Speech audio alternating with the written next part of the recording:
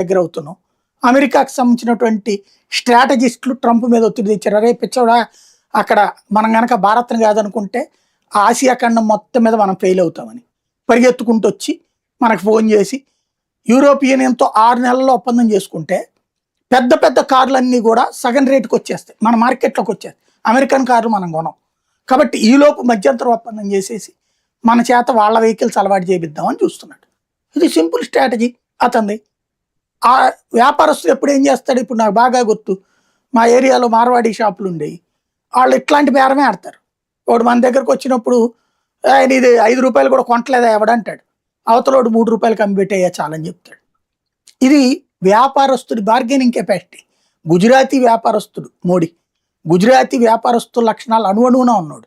ఎవరిని హోల్సేల్ వ్యాపారిని ఎక్కడ పెట్టాలా, లేకపోతే కనుక కంపెనీ వాడిని ఎక్కడ పెట్టాలన్నది వాళ్ళకి బాగా తెలుసు.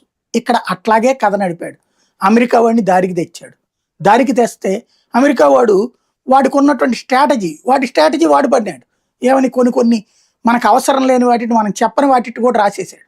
తర్వాత అది రొటీన్గా చేసేద్దాం అనుకున్నాడు.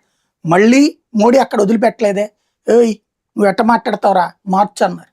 మార్చారు కదా ఇవాళ మళ్ళీ. అంటే లోపం ఎక్కడుంది ఇక్కడ? రాహుల్ గాంధీ అవగాహన రాహిత్యంలో.